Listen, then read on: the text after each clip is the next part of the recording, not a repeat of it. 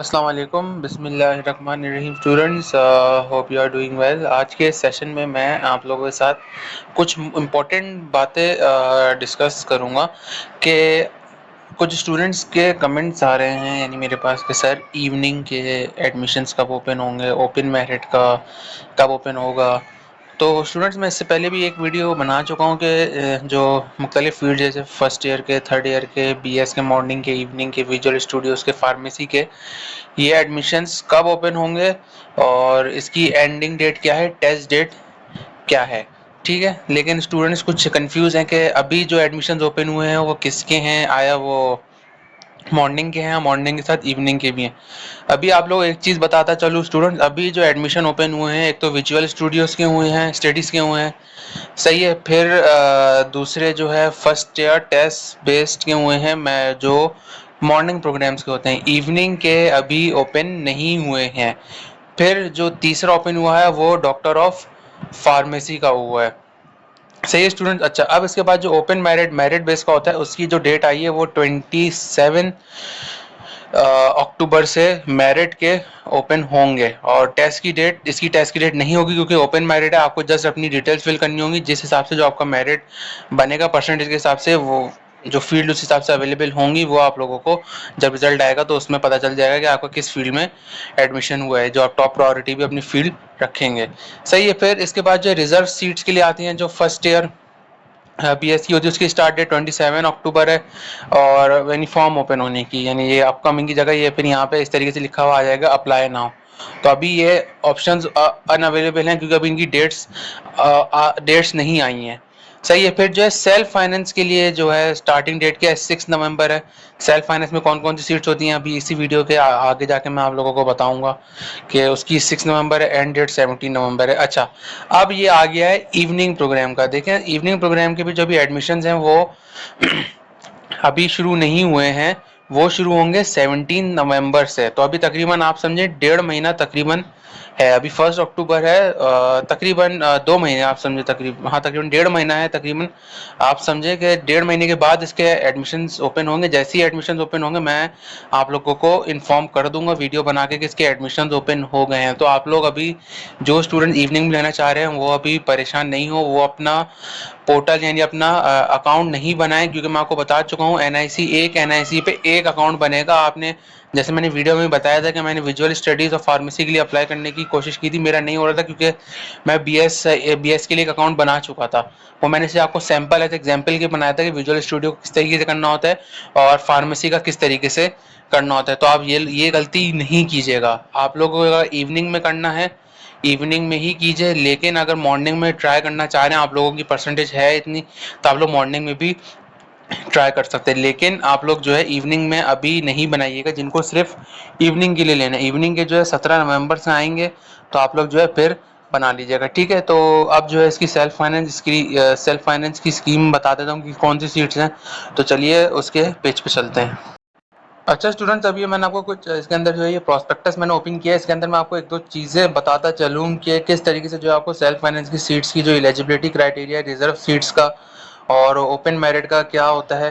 तो सबसे पहले मैं आप लोगों को बता चलूँ एलिजिबिलिटी का क्राइटेरिया क्या होता है कि आपको कम से कम कराची यूनिवर्सिटी किसी भी फील्ड में अप्लाई करने के लिए कितने परसेंट एलिजिबल होना चाहिए। तो उसके लिए क्या कम से कम आपको 45% marks in pre requisite exam चाहिए ही चाहिए। 45 to 50%, कोशिश ये करेंगे 50% वाले ज़्यादा अप्लाई करें, क्योंकि 45 में कभी कभार क्या है चांसेस नहीं मिलते हैं, सही है। तो फिर इसके बाद जो ये एडमिशन प्रोसीजर है कि एडमिशन किस तरीके से करना है, वो सारा प्रोसीजर जो है मैं आप लोगों को जो है बता चुका हूँ, ठीक है। फिर इसके बाद जो है आपका मेरिट जब आएगा तो उसके हिसाब से फिर आपको जो है अपनी सारी चीज़ें वो जब बताना पड़ेगा कि आपके मोबाइल पे एसएमएस आएगा कि आपका इस फील्ड में होगा, फिर अपना वो वेबसाइट खोल के भी देख सकते हैं कि डॉक्यूमेंट्स मैं आपको बता चुका हूँ, ठीक है। फिर इसके अंदर जो है सेमेस्टर सिस्टम है, वो तो अभी आप लोगों का लेना देना नहीं है। इसके अंदर ग्रेडिंग सिस्टम है।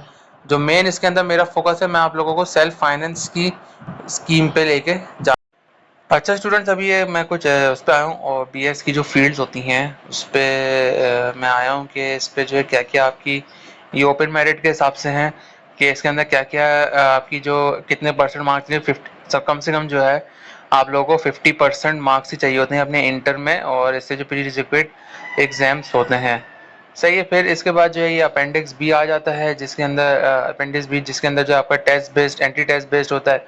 इसके अंदर जो सीट्स हैं यहाँ पे, इसमें मेरिट क्राइटेरिया भी देख लीजिए। कुछ स्टूडेंट पूछे थे क्रिमिनोलॉजी का क्या होता है, बायोटेक्नोलॉजी का क्या होता है, यानी कौन कौन अप्लाई कर सकते हैं। प्री मेडिकल वाले भी बायो में, बायोटेक्नोलॉजी में, प्री इंजीनियरिंग वाले भी कर सकते हैं। बीएस आर्टिफिशियल इंटेलिजेंस है, इसमें कम से कम इन्होंने जो क्राइटेरिया मांगा है वो 55% मार्क्स आपके मैथमेटिक्स, फिजिक्स और इन सब में होने चाहिए। और डिप्लोमा के लिए जो है 65% मार्क्स होने चाहिए। और डॉक्टर ऑफ फिजिकल थेरेपी में 60% होने चाहिए।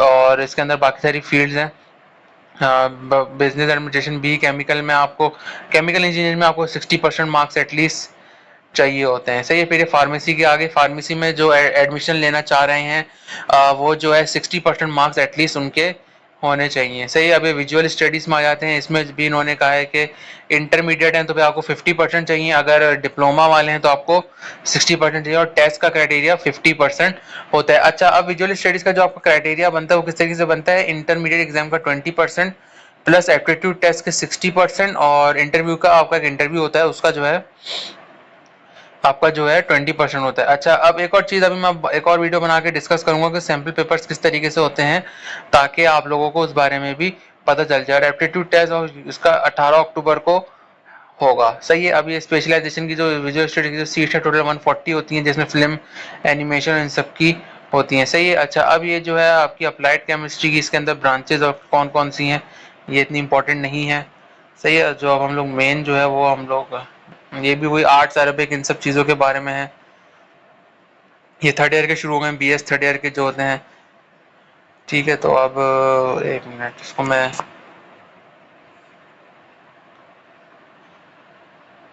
आपको मैं सेल्फ फाइनेंस का ये सारी फील्ड नहीं, प्रोस्पेक्टस का लिंक जो है मैं डिस्क्रिप्शन, इन्होंने क्लोजिंग मेरिट भी डाला हुआ है, वैसे मैंने भी डाल दिया था, आप लोग वहाँ पे जाके भी देख सकते हैं। सही है। तो अब इस पे जो है ये प्रोस्पेक्टस का लिंक जो है मैं डिस्क्रिप्शन में डाल दूंगा, ताकि आप लोग भी प्रोस्पेक्टस पढ़ ले और जिस फील्ड में आप लोगों को सिलेक्शन करनी है आप उस हिसाब से कर सकें। सही है। ये थर्ड ईयर का आ चुका है, ये अपेंडिक्स है। बीएस लेवल टेस्ट बेस के जो जितने डिपार्टमेंट उनकी क्लोजिंग परसेंटेज दी हुई है, और ये इनकी फीसेस हैं जो एक प्रोस्पेक्टस मैंने आपको पहले बताया था। अच्छा, अब ये रिफ़ंड है कि नेशनल रिफ़ंड पॉलिसी के अगर आप एडमिशन, ये इसमें कैलेंडर दिया हुआ है कि ओरिएंटेशन कब होगी, ये सारी चीज़ें। फिर जो है इसके अंदर